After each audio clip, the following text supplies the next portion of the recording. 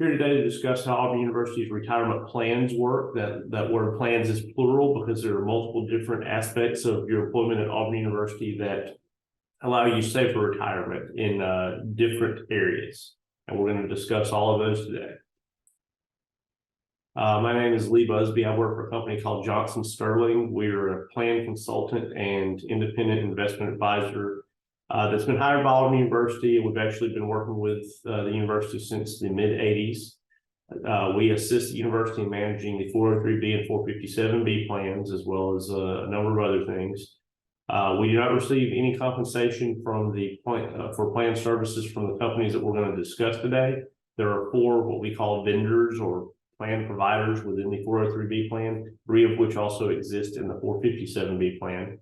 And we work with Auburn and those plan providers to make the plan better for the participants, which are you, the employees. This information is in this presentation is for educational purposes only. This is not intended as investment, legal, or tax advice. It is confidential and is prepared for Auburn University and its employees. So obviously we're talking about saving for retirement. So the first thing is, why do you need to save for retirement?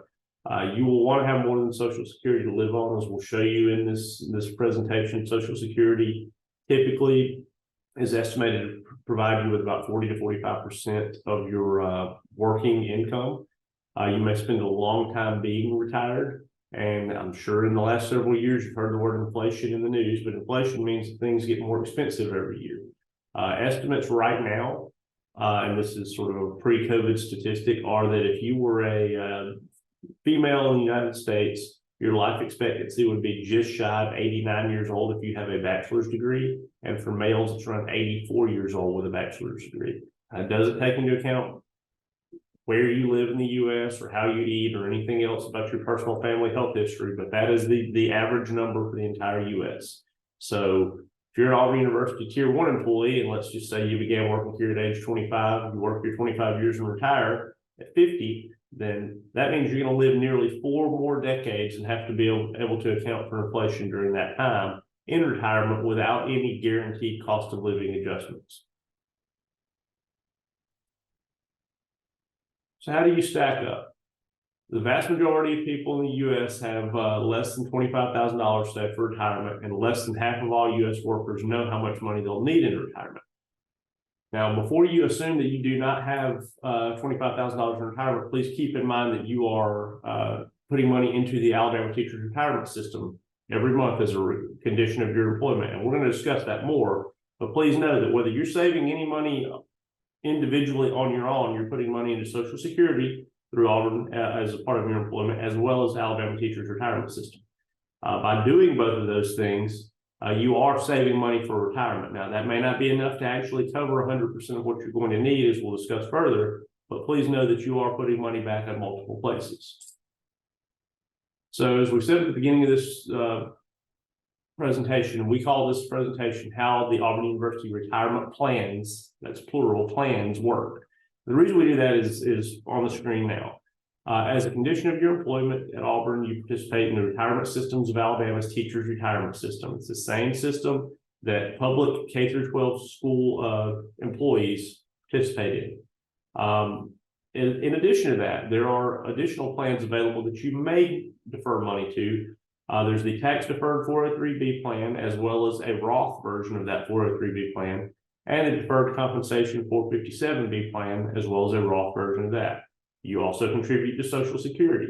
So of the 7 bullet points on the screen, the top 4 of those are available to you, and in a couple of cases, they're required by you to participate in as a portion of what you're going to save for retirement. You may also have IRAs, annuities, after-tax savings, brokerage accounts, etc. But those top 4 bullet points are part of the Auburn University plan. We're going to discuss all of those today.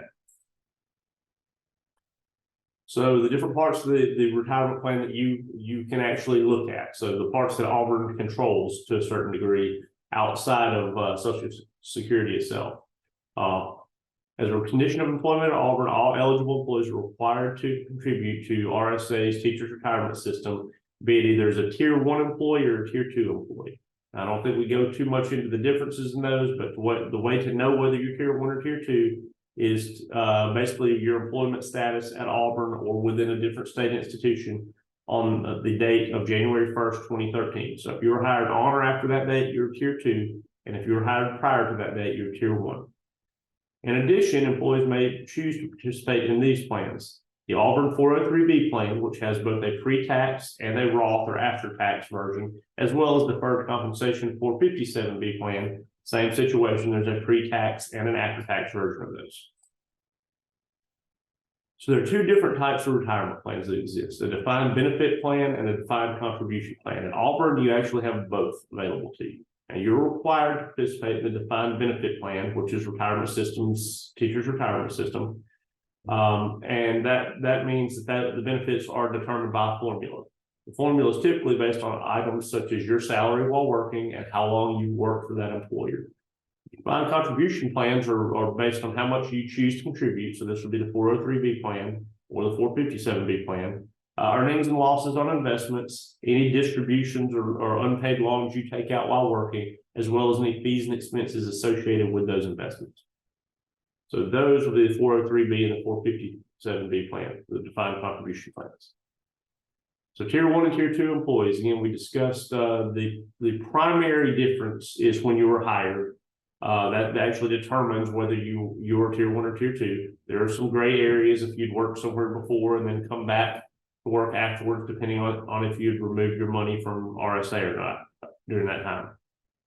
What you pay in is different. So Tier 1 employees pay in 7.5% of their salary a year to be a Tier 1 member, and Tier 2 employees only pay 6.2%. There's a three-part formula. The first part of that formula is number 3 on this list. So if you're a Tier 1 employee, it's 2.0125%.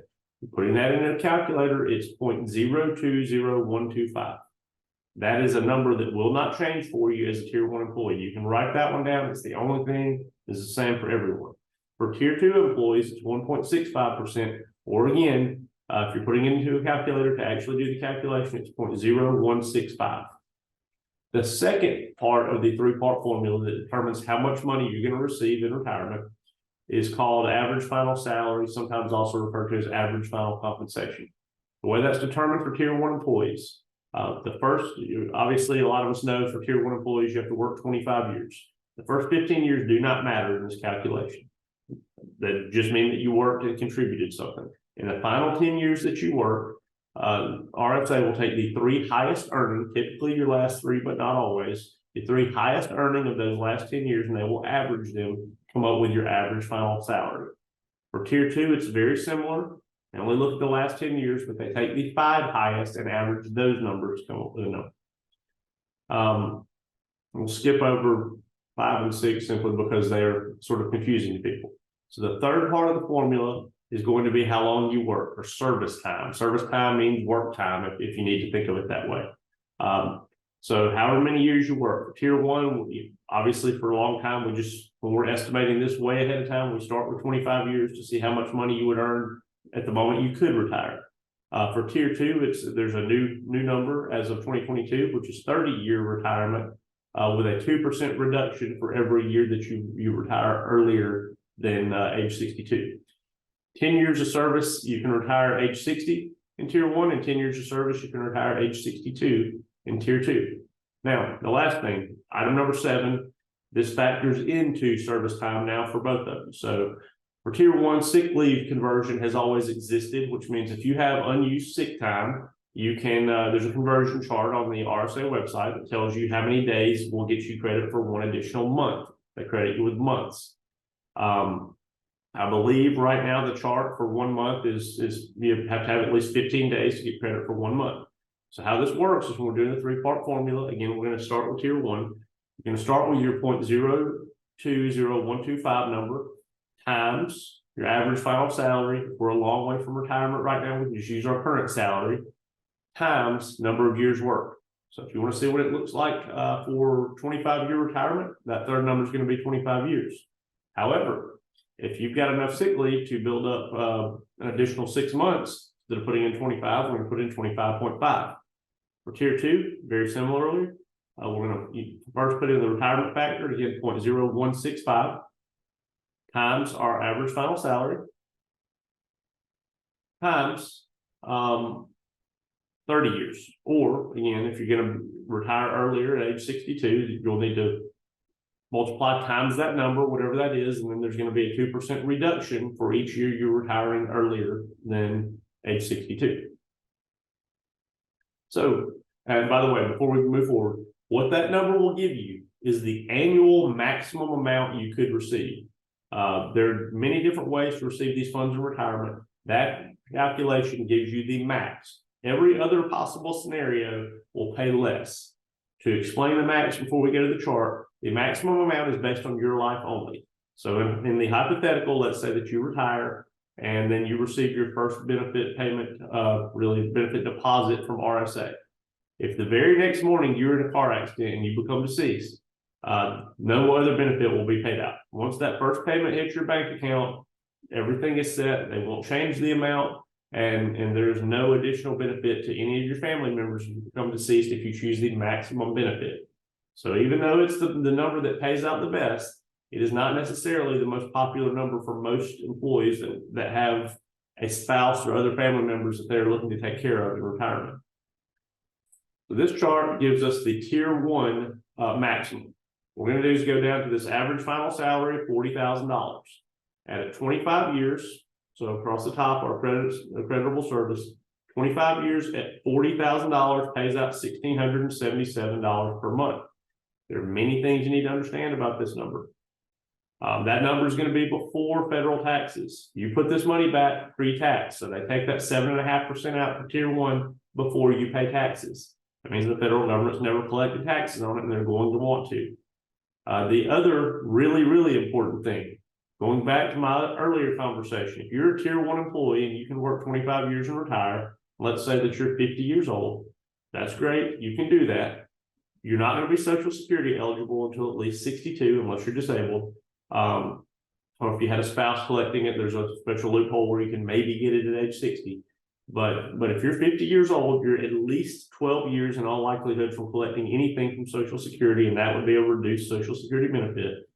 And you no longer are a member of Auburn University, so if you're using the Auburn University health insurance plan and you're not planning on working somewhere else after this retirement, you're going to now have to pay for something called PHIP, Public Education Employees Health Insurance Plan. It is the same health insurance that K through 12 public school educators are on while they're working, as well as in retirement before Medicare eligibility, which is at age 65. And it can be quite expensive. There's a calculator online called the PHIP Retiree Calculator. You can Google that or find it on the RSA website.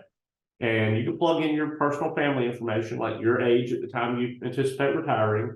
If you have a spouse that would be covered on that plan, their age. If you have any kids, their ages. It can be really expensive. It can be $900 a month. So if you're bringing in $1,677 a month as a retiree, minus $900, which is going to stay with RSA to pay PHIP, and then you're going to pay federal taxes on this, that $1,677 can be drastically less than it looks like. Now, once you hit age 65, once you and if you have a spouse, you're both Medicare eligible.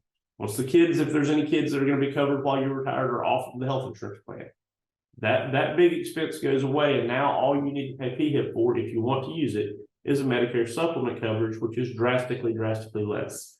It's maybe about $100 a month, depending on if you're covering a spouse as well. It can sometimes be a little less than that. So at that point, the $1,677 is most of the $1,677 before you pay taxes on it. But you need to be aware, if you're a tier 1 employee in particular and you're planning on retiring really early, a lot of this benefit can go to health insurance if you don't have any other means to be covered. So that is a big consideration before you do this early retirement to keep in mind. The other thing, so you've heard me say federal income taxes several times. State of Alabama will not charge you income taxes on this as long as you live in Alabama. However, if you move to a different state, if you move to the state of Georgia, bad news, they do have a state income tax, and they don't care that you work in the state of Alabama. They're going to charge you state income taxes on this money that comes in. So moving out of state to a state that does have income taxes can be a problem. Now, there are plenty of states surrounding us that don't. Florida, Tennessee, you can move there freely. This isn't going to cost you anything in addition when you retire because they don't have state income taxes. So keep that in mind. That's an additional retirement planning aspect. Is if you're planning on moving, depending on where you move, it can actually cost you more of your retirement benefit, and that's whether you're tier 1 or tier 2.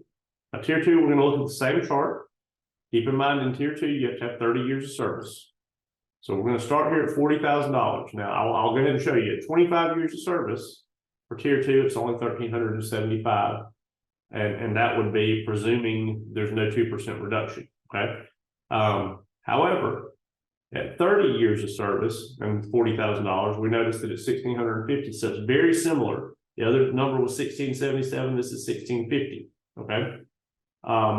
So that's set up for a very specific reason. The other thing, remember, originally tier 2 is going to have a reduction for you if you retire before age 62 and without 30 years of service. So the reason the age 62 is so important is it's when you can take the minimum amount from Social Security. Now, we don't have a slide on Social Security. I'm just going to tell you how it works.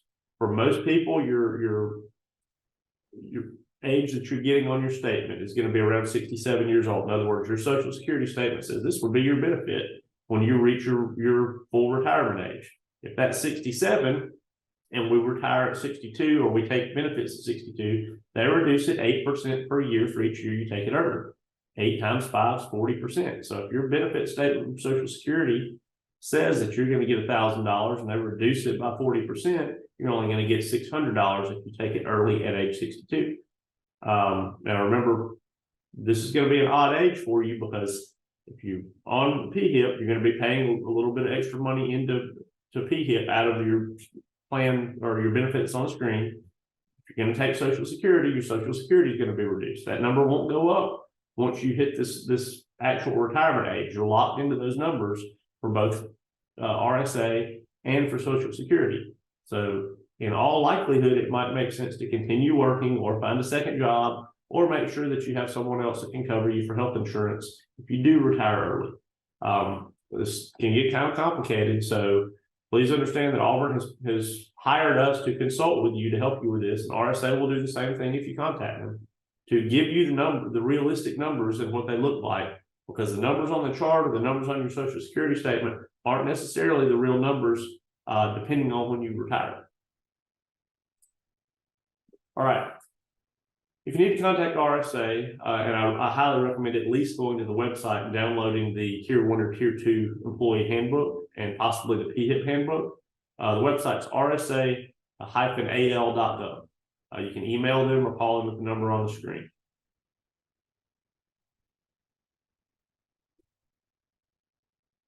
All right, next. If you need to contact Human Resources and specifically employee benefits at Human Resources, either of the emails, benefit@auburn.edu or payroll@auburn.edu, will do that for you.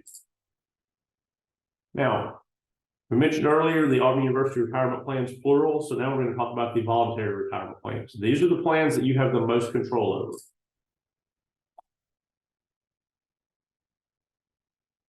So someone asked for a demonstration of the 10 years of service at 64. I can demonstrate 10 years of service. I'll just simply put that in. I'll demonstrate the 10 years of service on the pension plan before we move forward. So simply, could you let me know if you're Tier 1 or Tier 2?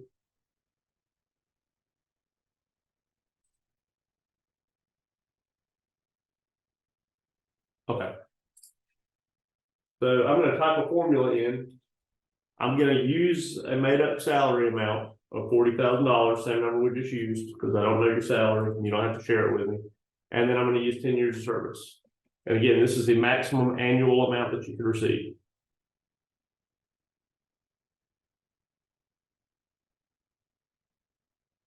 So at 10 years of service, the annual benefit is only $6,600. You can divide that by 12. It is paid out once a month. So it's a $550 benefit before federal taxes or anything else that might come out. Now, if you're not using PHIP and you live in Alabama or somewhere else that doesn't charge you for state income taxes, it's simply $550 minus whatever you're going to pay out per month for federal income taxes. All right. And the formula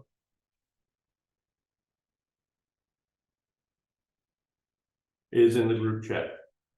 Sorry, I think I sent it to you individually.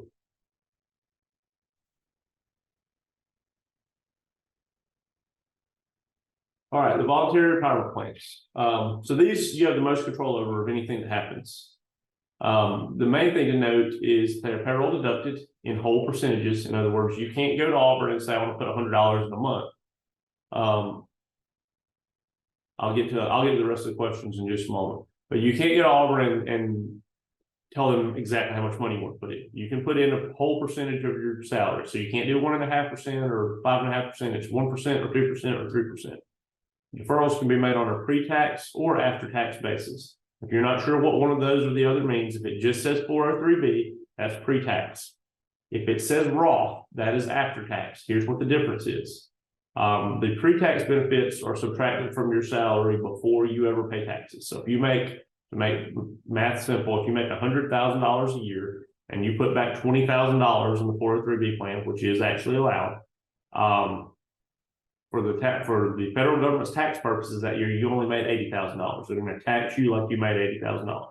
And there's some other things that will come off too, like your RSA deferral, health insurance is a pre-tax benefit. You're going to have some other things that are not part of your income for purposes of being taxed. If you use the Roth account, however, that $20,000 is counted towards your salary and then put back. So you pay taxes, and then they take $20,000 out of whatever's left to go into the Roth. Earnings may grow on a tax deferred basis. Taxes paid on earnings at the time of retirement within the pre-tax and the match portions. The match portion, there's been a very recent law change that will go into effect in the near future, which will now allow for the match portion to be Roth potentially. All right. For tax year 2023, and before I finish reading this sentence, I want you to understand, I realize most households can't afford this, but this is what the IRS allows. For tax year 2023, you can contribute the lesser of $22,500 or 100% of your salary to each of the 403B and 457B plans. What that means is if you're under 50 years old, you can put back $45,000 pre-tax or in a Roth, combined across these two plans. Now, I work in the private sector. My company has a 401k. We get the same rule. We get $22,500. However, we only have one plan we can do this to. So I can only tax defer $22,500. Federal government's allowing you to tax defer $45,000. If you're over age 50, there's an additional catch-up clause of $7,500 per plan, which actually means that you can contribute $60,000 without being taxed on it if you use the pre-tax versions of both of these plans. Contributions, again, must be made in whole percentages. Contributions must be directed to one vendor at a time per plan.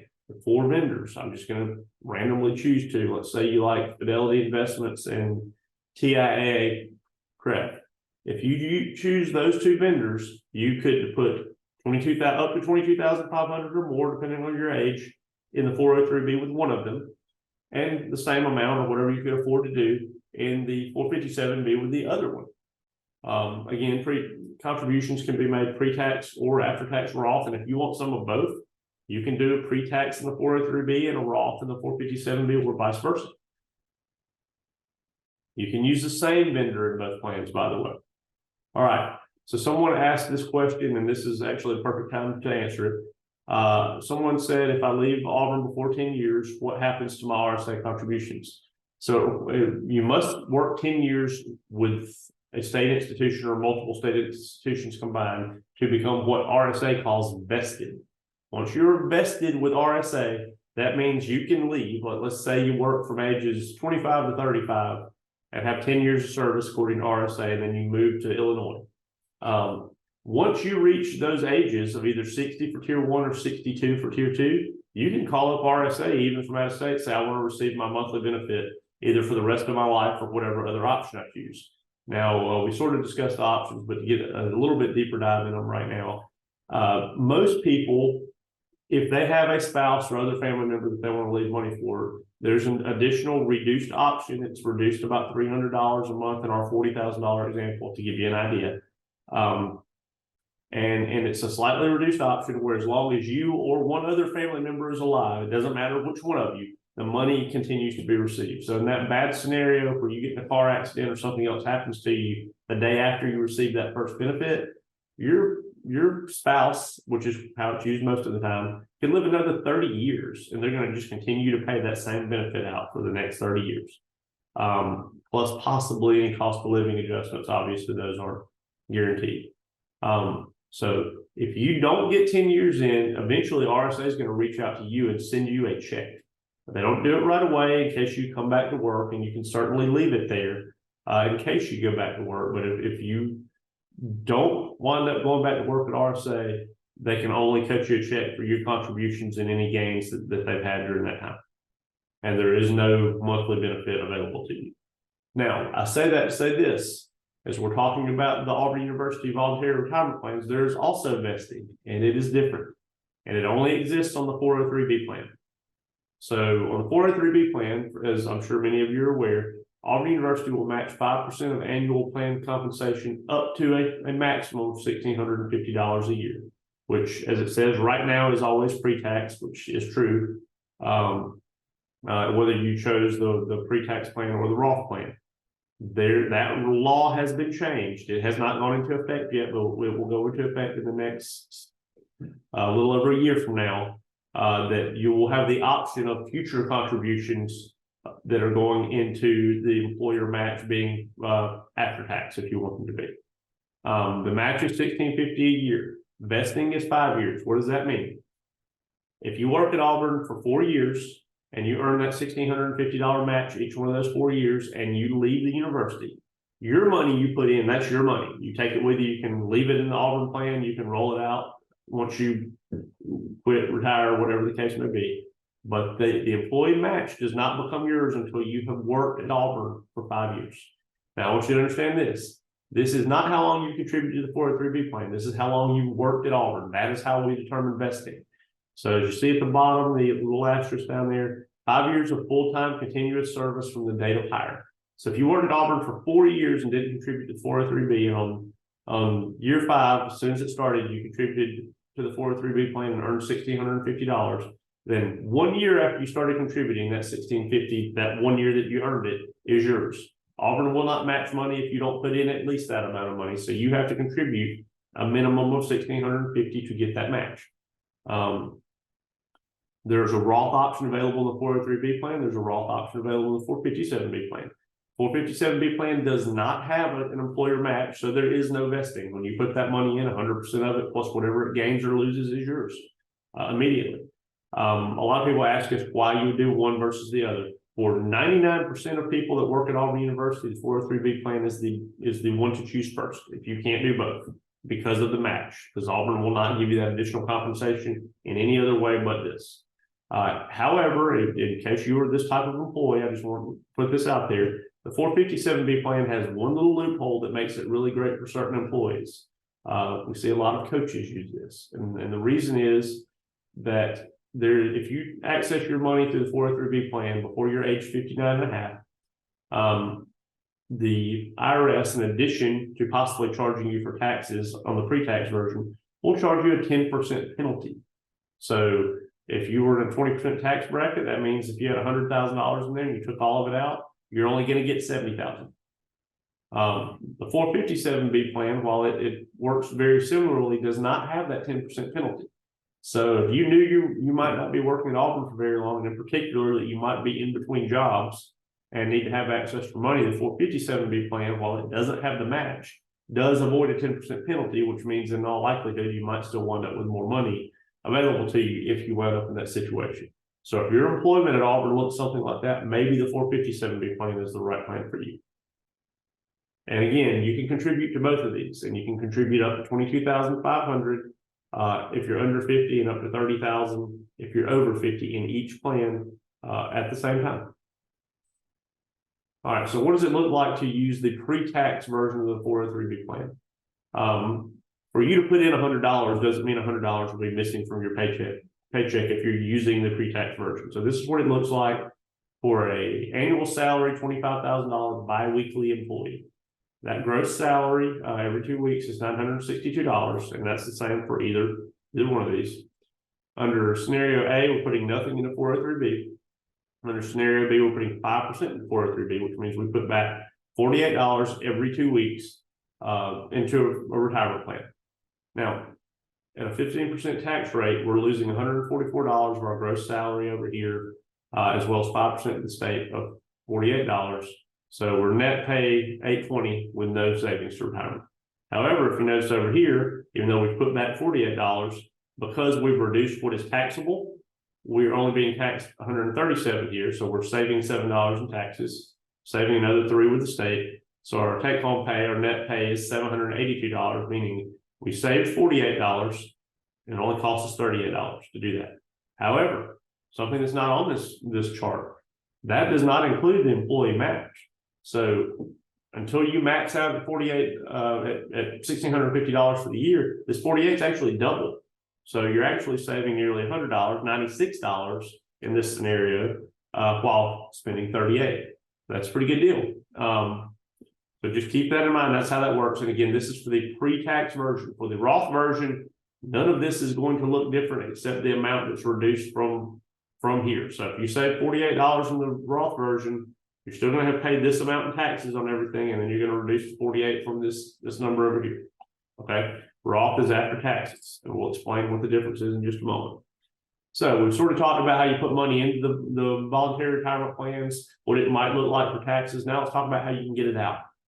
So both plans work almost identically, with just one little exception. If you are trying to get money out and you no longer work at Auburn, so termination of employment, that means you quit, retired, or were fired.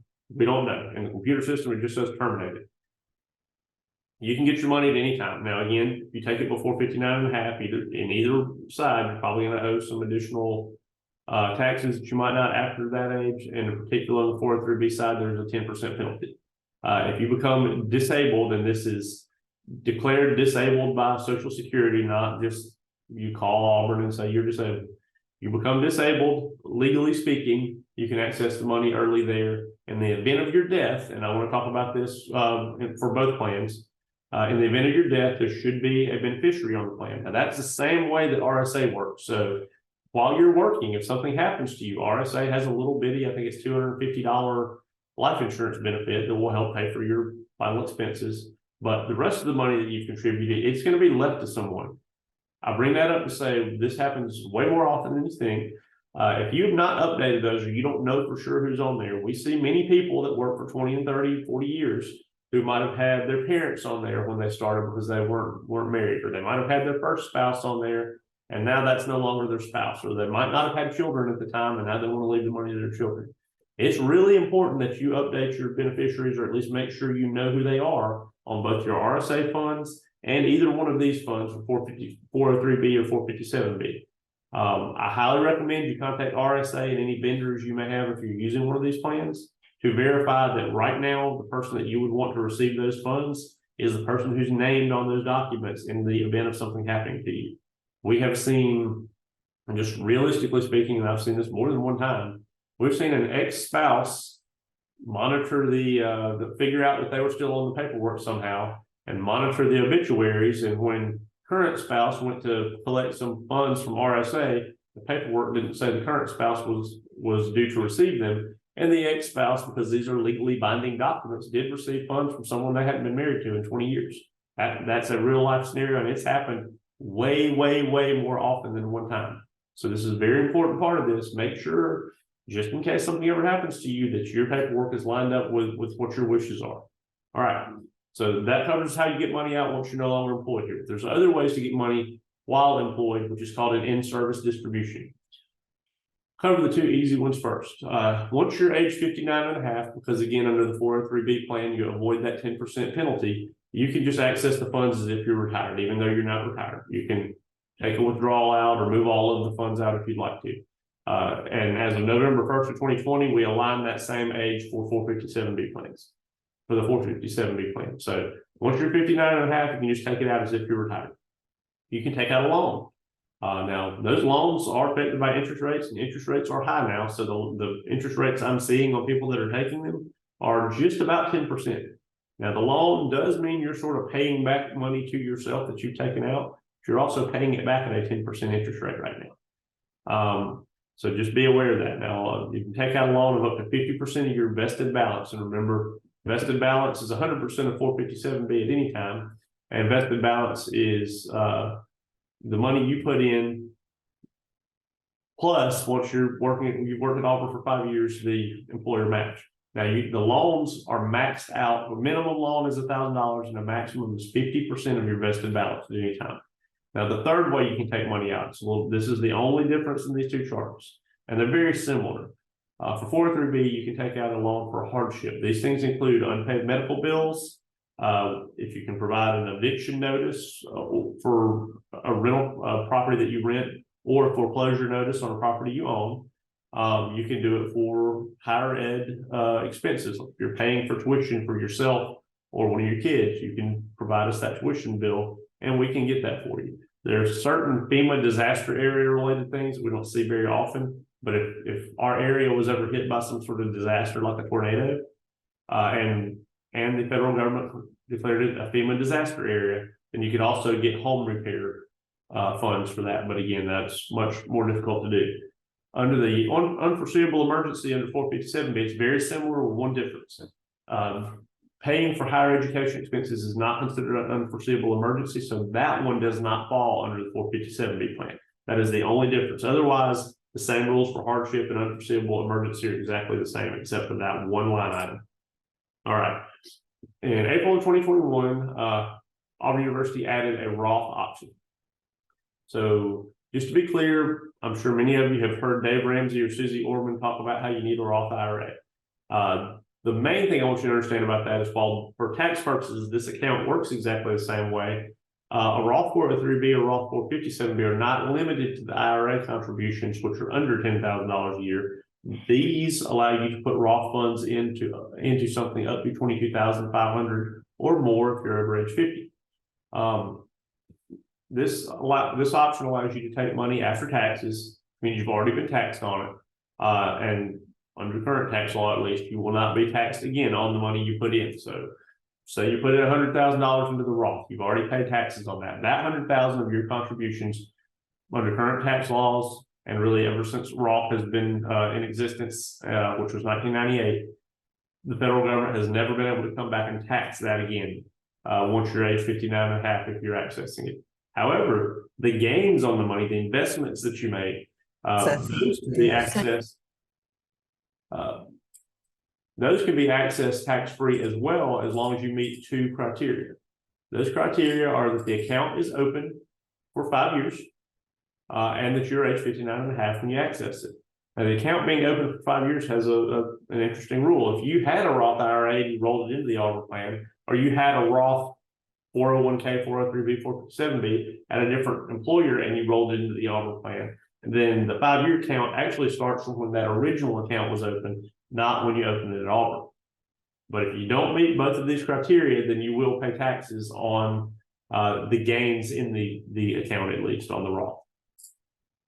All of the money in the pre-tax 403b and 457b fund are subject to federal and state income taxes. All right, voluntary retirement plans, you can enroll at any time. You can make an amount, a change in the amount you're deferring at any time. Remember, those are in whole percentages, and all changes you make go into effect the next month. You can go to AU Access and sign in with a username and password and go to the Employee Services tab. Click on the self-service banner, and you can click on the 403b or Roth 403b percentage match calculator. This will bring up your base salary, current tax deferred deduction, and match contribution. It will also give you the percentage. So remember, the change is done as a percentage of your salary, not as a dollar amount. I will say that if you're maxing out one of these, for what I'm told, Auburn software should catch that you get to the maximum amount, and then it will cut off your contribution through the end of that tax year. So through 12/31, then it will start over and max you out again as a percentage of your salary until then. If you happen to over contribute, they'll either have to pay you some of that back and tax you on it, or if it gets to the IRS, they're going to come in and assess some sort of a penalty on the account to get their taxes on that over contributed amount. All right. We mentioned vendors or plan providers, and these are those plan providers. So under the 403B plan, we have fixed annuities available through TIAA and Lincoln Financial Group. The only thing Lincoln offers is a fixed annuity. And while they're grandfathered in and you can't necessarily buy one anymore, AIG, Valid, Corebridge, which is all the same company, also has some that you may already have if you were contributing to them a long time ago. Mutual funds and variable annuities are available through Fidelity Investments, TIAA, and AIG Valid. Under the 457B plan, basically the same, except again, Lincoln doesn't exist over there. And mutual funds and variable annuities are exactly the same. Now, as far as exactly what mutual fund or variable annuities, other than that Lincoln Financial Group, the investments are exactly the same in each plan. What you should consider is the performance and fees of all the investment options currently offered to newly eligible employees in Auburn's plan. Some of the items that you should consider include how long you have until retirement, your tolerance for risk, the impact of the fees. So there's fees charged by both the vendor, and then each one of the mutual funds that you have may have an additional fee for it to be managed. You need to understand all of those, and then how that plan fits into your overall financial goals. These are the contacts for the vendors, but I just want to let's go back to this for just a moment. So we've covered multiple different sources of money you have under the Auburn umbrella. So presuming you don't have so much as a savings account outside of Auburn, this is how retirement typically works for most people. If you're a lifelong Auburn employee, especially been your only job, understand that if we can make 40% of our retirement work from Social Security, knock on wood that Social Security lasts, and if we can make 45% of our income work from RSA, which is not unreasonable for someone that's worked here for a long period of time, then these other plans, these other vendors on the screen here, we really need them to cover a gap of about 10 to 15% of our pre-tax, our pre-retirement income. There's a couple important things to know about these plans, and really the reason you'll want to invest in them. Social Security is not a savings account. They're going to pay you a set amount per month for the rest of your life. RSA is not a savings account. They're going to pay you a set amount a month for the rest of your life, and potentially, for a family members as well. 403B and the 457B plans, they do have more of a savings account scenario to them. In other words, if you save $100,000 in this and they're paying you out $500 a month, but you need to replace a car or put a new roof on your home, or just want to go on vacation, this is a place you're going to be able to go to take out more money if you need to. If you don't have something like this in retirement, and you have one of those financial emergencies that you're guaranteed to have if you live long enough, you're going to wind up in a scenario where if you're not able to save some of what's coming in from those other two sources, you're not going to be able to make ends meet. So it's really important that you participate in one of these, or have some sort of an additional savings that is not tied to those two essentially pension plans, which pay you out a minimum amount and do not have an option to come get any additional funds from. All right. Here's the contacts for everyone, except for me. I will put my information in the group chat specifically. Again, we're available to meet with you for free. We can run the scenario of what your Social Security looks like, what your retirement system looks like. We have access to every investment you have in the retirement plan, so we can look at exactly what those are. If you may have some additional funds, you may have had an additional employer. So, we won't have that, but if you want to bring that in, we can give you an idea of what everything looks like together.